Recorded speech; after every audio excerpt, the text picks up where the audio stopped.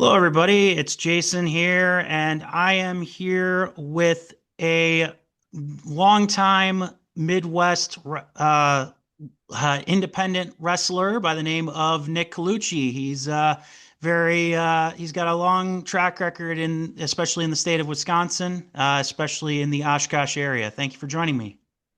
Hey, thanks for having me. All right, so the first and probably most obvious question to ask a wrestler is, how many years have you been doing this, and what was the catalyst that got you interested in it so long Uh, ago? so I've been wrestling since 2003.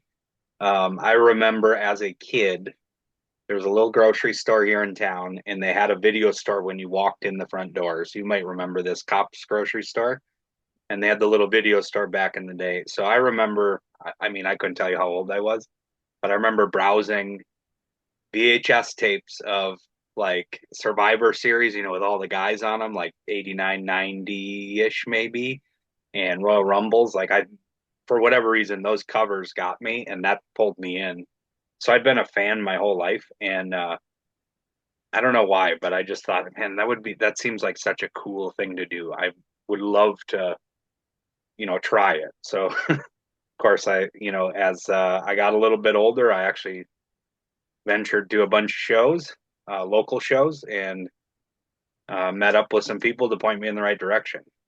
So, Absolutely, and now you're pointing a bunch of other people in the right direction. You and Dylan Post, formerly known as Hornswoggle in WWE, are two of the main trainers at the ACW school, ACW Wisconsin school. How did that come to be? How did Dylan approach you as one of the guys to kind of start training kids around here? so Dylan and I trained together in '03 under Shane Hills, Ken Anderson, Rob Norwood, Jay Cash. And obviously, Dylan's career took a different turn than mine, but he was on TV. We had started much like the school started, much like the company started. He was still employed by WWE, and he got bored because he was sitting at home and they didn't have much for him. He's still getting paid, but not a lot was happening, and so he just kind of brought it up to me one day. We were hanging out, and he's like, "Hey, I think we should run a wrestling show." And I was like, "Yeah, that sounds awful." And at the time, I was wrestling probably 3 days a week all over the country with my tag team partner, and so I didn't really have time to take on a wrestling company. And so I told him, I said, "You put it together. I'll do what I can to help you, but more than likely, I'm just going to show up and wrestle that night. I'm probably not going to be a lot of help." And so we had our first show, and it was very successful. And then he thought, well, if we have one under our belt, we might as well do two. So we, ran a handful of them, and then about a year later or so, he just came to me and said, "Hey, I'm sitting around at home still. I'm still getting paid, but they're not putting me on TV. I'm not on the road. Um, what if we started a school? Would you be willing to help me with that?" And so the school has changed a lot over the last several years, but we've been running that successfully. And same thing, I told him no, and then of course he opened it, and then, "Hey, I need your help." So I was in anyways. But the school gave me um, a ton of pride in what I do, and it changed my career completely because at the time the school opened, my career was kind of starting to wind down, or so I thought. And the school kind of gave me a couple extra years where I could get it out of my system, but not have to go on the road all the time anymore. That I'd done that route and it didn't pan out the way I wanted it to. So, the hope was once the school gets going, I could teach some people and all the stuff that I've learned over 20 plus years, and hopefully they can do something with it. Speaking of tag teams, was that the pitch for you and Dylan when you became tag team movies? Like, hey, I need a tag partner, and then you're like, no. Yeah, pretty much. Pretty much. I think when we started tagging, a lot of it really happened out of both of us were kind of lost on the show. We didn't really know what to do. I had been kind of in the main event picture for a number of years, and that always to other people, anybody listening that is in the business that knows me, um, they'll tell you that this is true. But I never liked booking my own stuff, and to have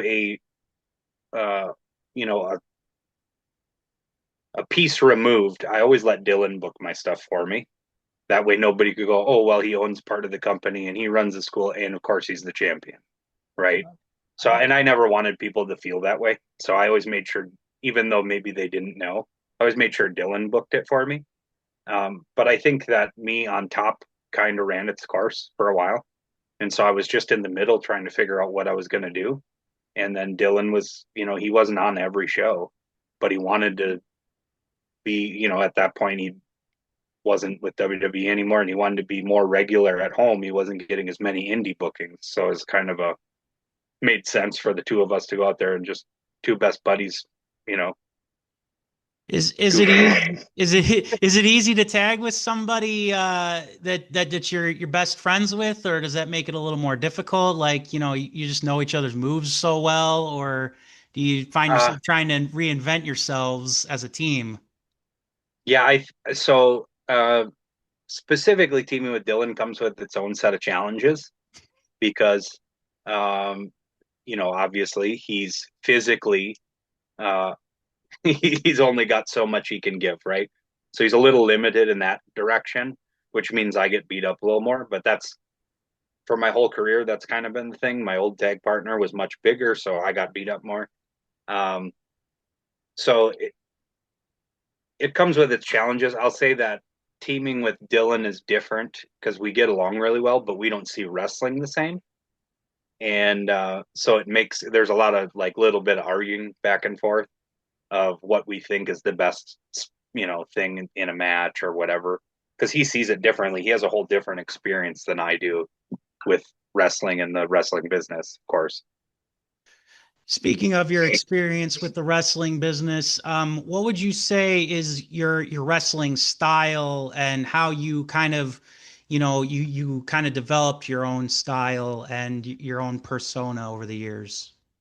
Um, so early when I got in the business, I was considered small, and Boy, what a change in the world, huh? right. And so, not that I'm a big guy by any means. I'm 5'9" today. I don't know. I'm probably about 235, but when I broke in the business, I think I was probably about 260. I was fairly overweight, and I obviously haven't gotten any taller or shorter. But at that time, I was considered small. Most guys were 6'2" and at least 230 or bigger. So I was considered a high flyer because as a I've as a seen you chubby wrestle, guy, and that's very hard to believe. right? Yeah, right. And so, I weirdly enough, I did, and when I trained, there was a handful of smaller guys, and so to keep up with them, I was doing a lot of technical stuff, but like would still break out, a moonsault or something kind of cool. And that I kind of got this rap of like, he's a bigger guy, but he flies. And then after a number of years of people not wanting to catch me on stuff or, just evolving the style, I got away from all of that. And specifically as wrestling has evolved, everybody is skewed a little smaller. And so I could have, you know, very competitive matches with guys that were roughly my size for a long time. And now it's skewed even smaller still, where I'm considered the big guy. So I don't have a power style. I don't know. It's probably more akin to like Japanese strong style. A little bit. There's definitely that element in there, but there's a little brawling. There's a little bit of everything. Absolutely. So one of your big upcoming matches is going to be against Brian Myers at the Yeah. next ACW show, the most professional wrestler, as he calls himself in TNA. What's it like kind of working with these guys who obviously they know that they have some experience with the indie style, but they're more probably maybe akin to TV and whatnot. Is there any sort of like settling in period for them to come back to these smaller venues, or is it just natural? No, I think with Brian, it's very natural. He runs a school where he's from. I think they have two places they run, and so he runs his own shows as well. So um, I think it's very relatable. He can kind of step in, and it's not a huge deal for him. Um, Some of the guys, though, I do see a big, disconnect depending on who the guy is. Specifically, guys that are freshly released. We have our wrestling con. We always try to have a good mix of guys that come in, but in everybody, I can't say enough about how awesome all these guys are to work with, and not just in a starstruck manner, but on a professional level. We've never, outside of one or two, and I won't name names, uh, we've never had more professional people come in and work with us and be so giving. You know, it's always a shocker to me when we bring in a guest and they will bring, I help produce matches and finishes, and they'll come over and ask, hey, is it cool if the other guy wins? Like, sure, that's always, and that's a good thing, by the way. The business has changed enough now where guys aren't so worried about wins and losses on shows that nobody knows about, which is really cool because that means they're willing to help the next generation of guys get somewhere and give them a little bit of rub, as we call Yeah, it. absolutely, and make it matter to the fans too. Yeah, yep. But there's also a lot of guys that a guy like Brian, he did the indies a little bit, I believe, before he ever went to WWE, and then he had that stint somewhere in there where he got released. And I don't think he really landed anywhere. He just did the indies for a while and then went back to WWE. Yeah, And then now he's at Impact. And he always has such great things to say about Impact. What a dream job that is for some of those guys. You wrestle a couple days a month and then you can go do your own thing, which is awesome. And for him, I think in his career, it's the perfect time to go there. That absolutely.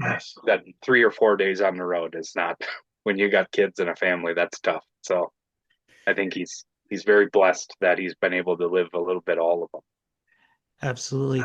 So, kind of shifting gears, another big angle that I've kind of been following of yours is in Brew City Wrestling down in Milwaukee.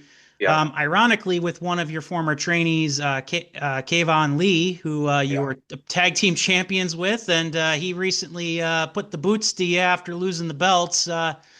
Is there is it awkward working with one of your students on such a high level, or is it more like you're just doing your job, or is there anything interesting that you find now where you probably would have been the heel like in the early stages of your career and now you're the baby face that has to answer to the young kid?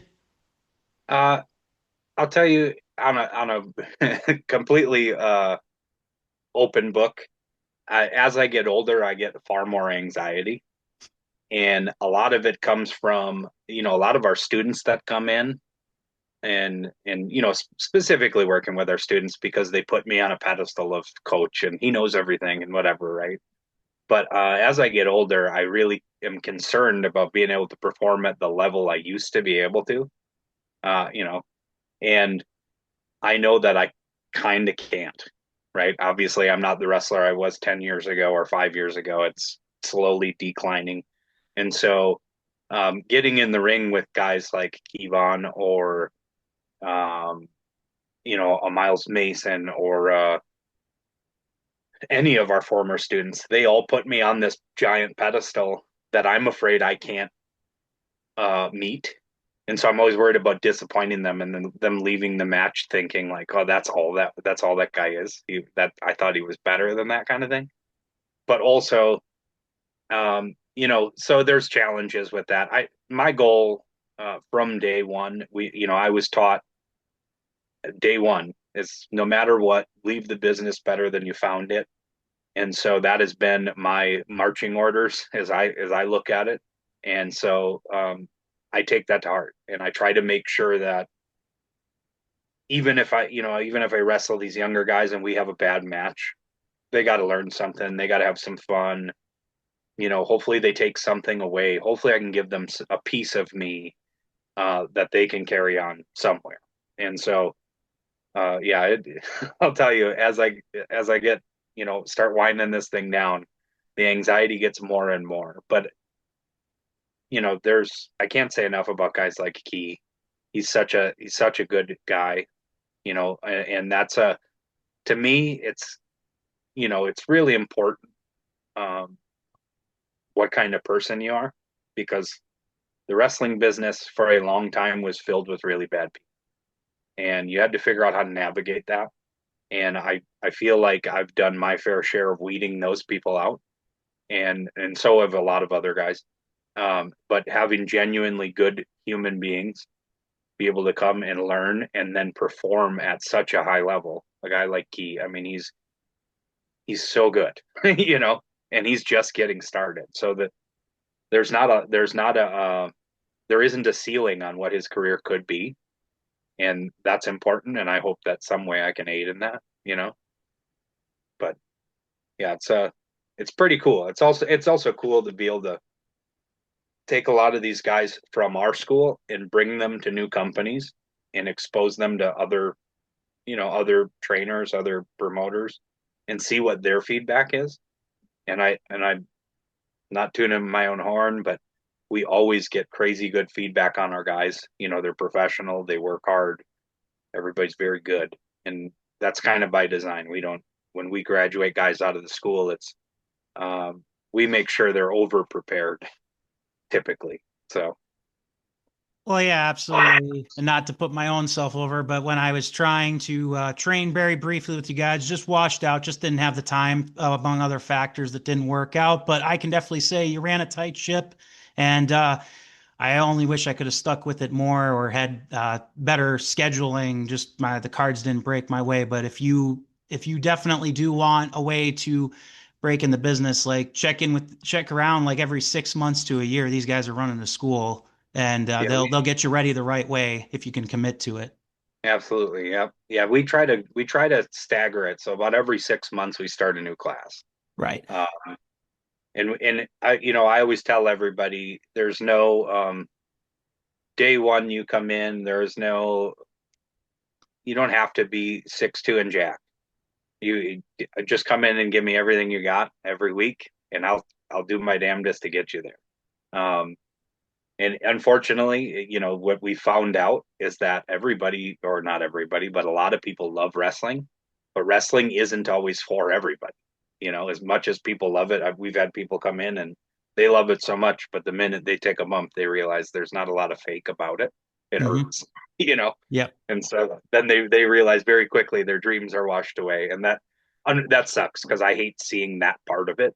I wish I could get everybody to the main event WrestleMania, but it's also a business too, right? So Yep, it's reality, unfortunately. So you're mentioning kind of retirement tours. We got John Cena, AJ Styles, Nick Colucci getting ready for the retirement tour. I'm I've said it a lot in the last several years. I kind of said it earlier too. I thought my career was done when we started our company, and so it's 100% real. But we had a show at the old, I want to say it was the Elks Lodges before we moved to the Masonic and did shows regularly there. And we had a show, and I was just completely checked out. I had stopped taking bookings on the road. I had gotten very busy at work, was very focused on home life with my wife and kids, and so I was checked out. I was ready to be done. And so after a match, I knew that we were going to go to a time limit draw, and myself and Joey Avalon, which we did. And we went to the time limit draw, and I just decided after the match, that's cool. My parents were there. I had a lot of buddies that were there. And so I just got on the microphone and said, hey, you know what? Thank everybody for supporting me over the years. But I always told myself if I can't compete at the best level, if I can't beat the guy on top, that I don't deserve to be taking up a spot anymore. So I'm done. And then he sent Dylan from the locker room, here's this. And he sent out the Dream Police, which are two very good friends of ours growing up. And they then on the fly had to cut a promo to set up a 6-man tag and force me into one more booking. And then I got in the locker room and Dylan shredded me into pieces. And he's like, you're not done. I need you. You can't retire. Give me a year. So I said, all right, fine. I'll give you a year. And I didn't really go on the road at all in that year. I stayed home and only did ACW shows. And I kept it like that for a couple of years. And then over time, I started kind of going out and taking certain bookings that looked good. When Dylan got released, he was generous enough to bring myself and a couple other people on the road with him, um, just to go other places and experience new things. And so I got to do a lot of that, and that kind of extended my career further than I wanted to. But now I'll tell you, I'm going to be 40 in February, and my body feels 70.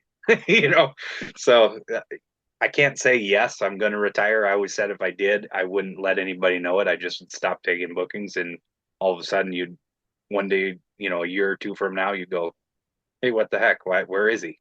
Right? So, but there also isn't a lot on the table anymore that excites me. As far as matchups and stuff. Not to say I don't want to work with people, but there's nothing. There's very little out there where I go, "Oh man, I have to get that off my bucket list." That just doesn't exist.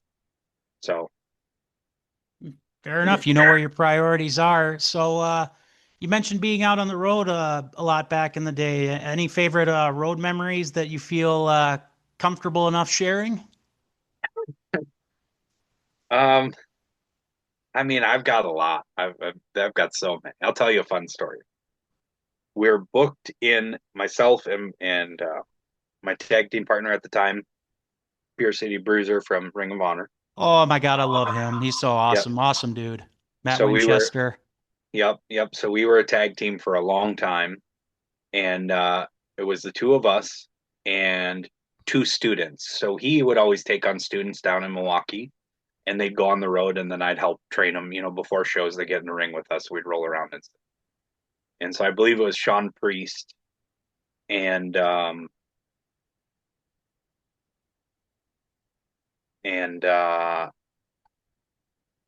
James Roadhouse. And so we're driving, and we can't find this venue for the life of us. This is the first time we're working for this promoter, and so we're messaging and stuff, and we're kind of doing circles. We're in the right city, but we have no idea. And this is kind of before, like, this is when everybody bought the Garmin GPSs, but we were too cheap to buy one. And so we had printed off the stuff on MapQuest or something stupid. And we're trying to find, there were some road closures, and we get to this. It was like kind of a parking lot off to the left side, and we're at like the top of this hill. And Matt keeps arguing. James is driving, and he keeps saying, "No, no, no, we got to go down the hill and around." And I said, "Guys, we're not going down the hill. It's snowing pretty hard." And I'm looking, and at the bottom of the hill, it turns. It's pretty steep, and then it turns right, and there's just kind of a tree lined like bridge.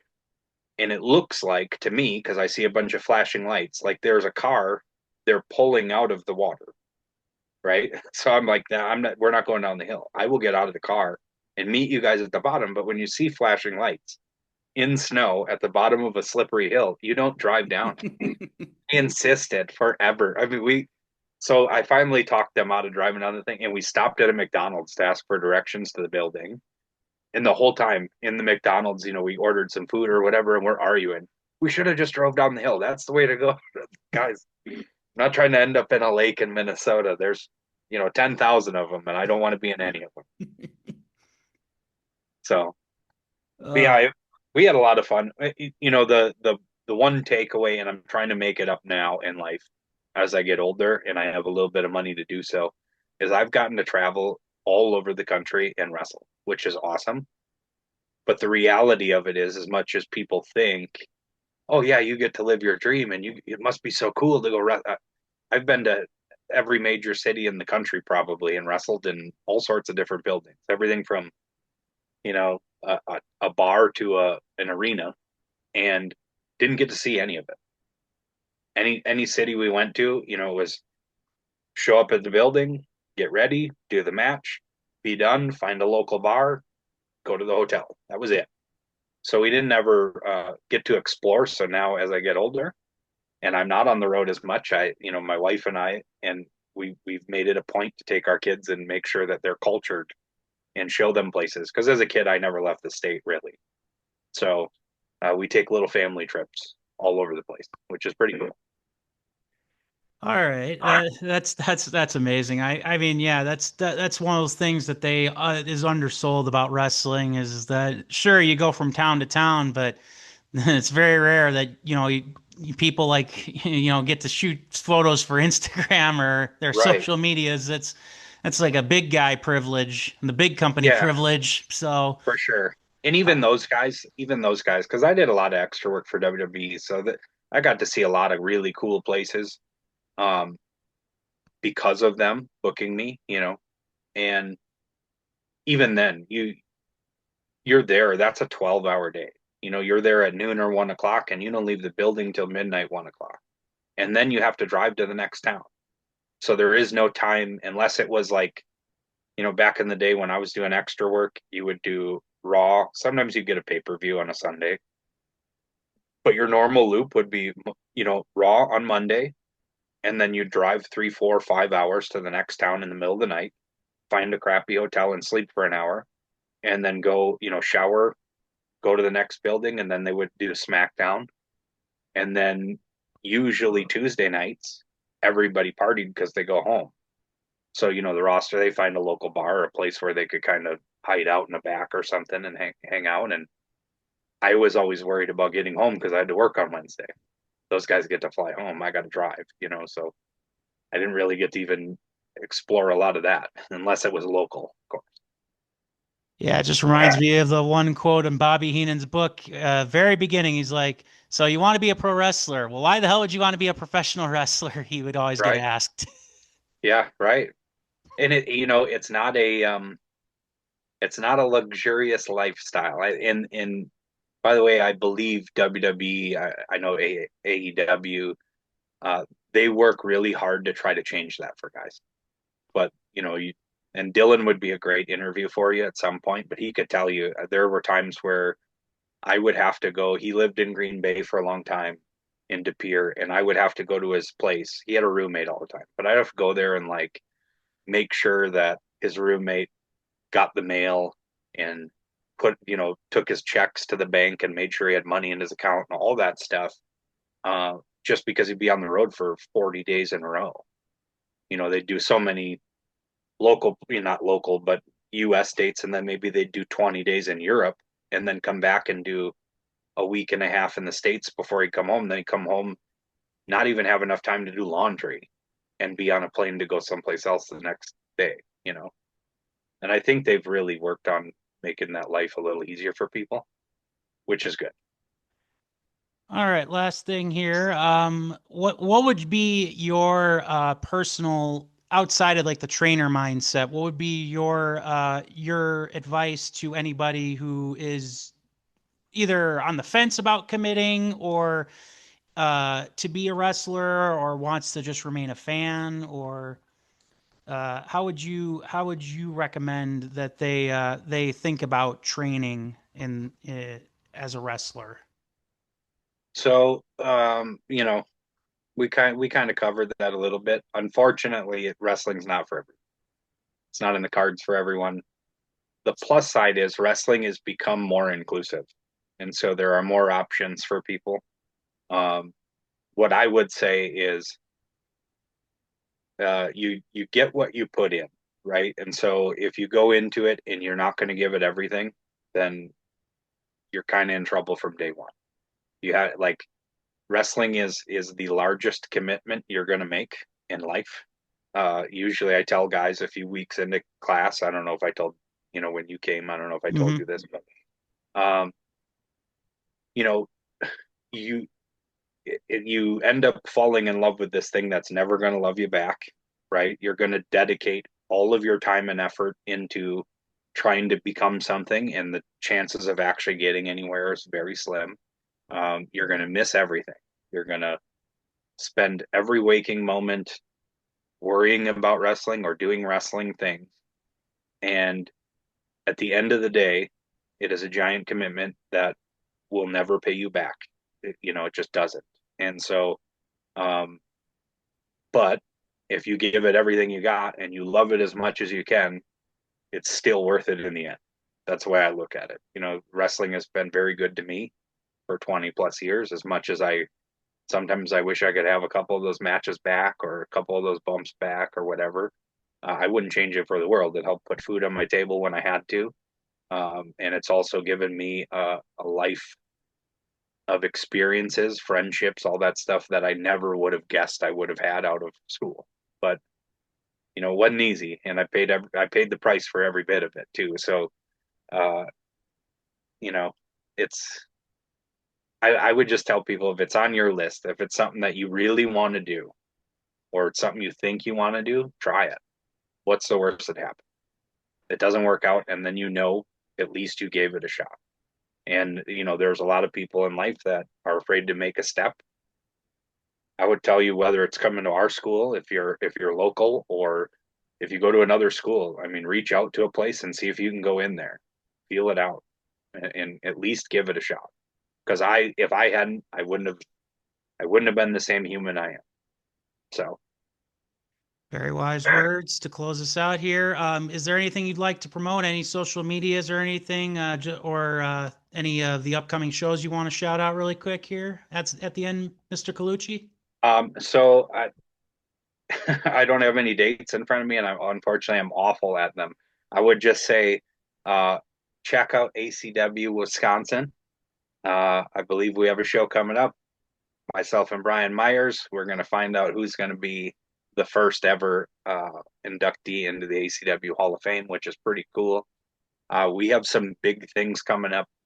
Our uh, our anniversary's coming up here at the beginning of December, so that's going to be a big show. We're going to make some more big announcements.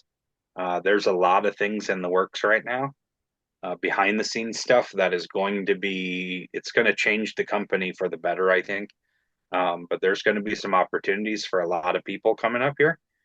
And a lot of it is stuff I don't quite understand. There are some things that I don't, they don't make sense to me, but that's the direction our company is going, and it's hopefully going to help us grow and get bigger and better. So, um, yeah, keep an eye on that. Obviously, come watch me beat up Kevon Lee at Brew City sometime in the next couple months. Eventually, I will come back to return there and get my hands on him. I don't know exactly how that's going to pan out, but I have a feeling it's going to happen sooner than later. And yeah, not just those companies. If you're listening to this or watching this and you don't check out local wrestling, go and go it with an open mind. I always tell, in fact, our last show, my wife had some friends from work that we all had to go to a wedding. One of their coworkers got married, and they found out I was a wrestler, and they wanted to come and see it for themselves. And I think a lot of them were a little bit, they're kind of excited because it's me, and they got to meet me, so it'd be cool to see me. But I think they weren't really sure about the rest of the show, so they were very supportive. And by the time they left, I think we probably sold season tickets to all of them. Not really, but they all asked. So that means they enjoyed themselves thoroughly. And I think we in ACW do a really good job of, if I get you in the door, I can probably sell you to at least come back another time. You'll never leave unhappy, and that's the thing. It's cheaper than taking your significant other to a movie. It's cheaper than a concert, and the guys are going to work hard. So even if it's not us, check it out and support guys, because you don't know who the next person is. Absolutely. That's Absolutely support indie wrestling. Nick Colucci, thank you ever so much for your time. If check out all the stuff that he mentioned, and I hope you guys enjoy this interview. I'm hoping to interview more local independent wrestlers to get their backstories and just kind of talk to them, shoot the breeze, because these are the people, the unsung heroes of professional wrestling, the backbone. They absolutely. become the stars of the future. So thank you all. Have a wonderful and blessed day.